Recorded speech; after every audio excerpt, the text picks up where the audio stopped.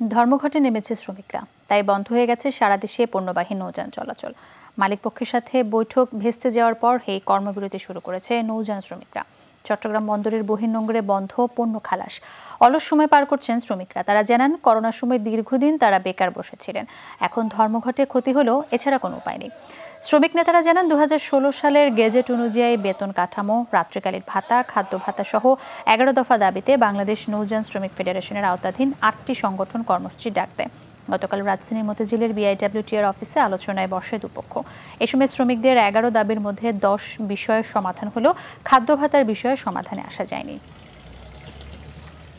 আমাদের এখন দেয়ালে পিঠ ঠেকে গেছে, দ্রব্যমূল্যের বাজারে ঊর্ধ্বগতি, যার কারণে আমাদের এখন এই 11 দফা এই খাদ্য ভাতা সহ এটা না পাওয়া পর্যন্ত এটা শ্রমিকের প্রাণের দাবি।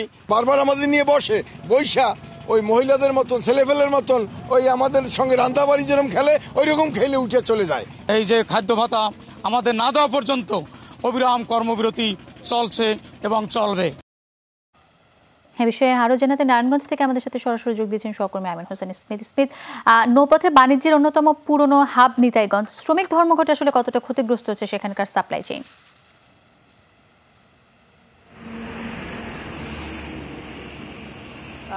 আপনি জানেন যে নারায়ণগঞ্জ থেকে দেশের প্রায় 44-45টি অঞ্চলে কিন্তু খাদ্য সামগ্রী সহ বিভিন্ন শিল্প কারখানার যে পণ্য সেগুলো সরবরাহ হয়ে থাকে, আজকে সকাল থেকে কিন্তু সেগুলো সম্পূর্ণ বন্ধ রয়েছে। আরেকটি বিষয় জানিয়ে রাখি যে নারায়ণগঞ্জে প্রায় 30 থেকে 35টির মতো সিমেন্ট কারখানা, ভোগ্য পণ্যের কারখানা সহ বিভিন্ন কারখানা রয়েছে, সেখানে কিন্তু লোড আনলোড সম্পূর্ণরূপে বন্ধ রয়েছে, যে কারণে কিন্তু আজকে নদীপথে কোনো জাহাজ আমরা চলতে দেখছি না। এবং জাহাজি ফেডারেশন শ্রমিক সহ 8টি সংগঠনের ব্যানারে যে অনির্দিষ্টকালের লাগাতার ধর্মঘটে ডাক দিয়েছে, তাদের মূল দাবি হচ্ছে তাদের 2019 সালে একটি মীমাংসিত বিষয়।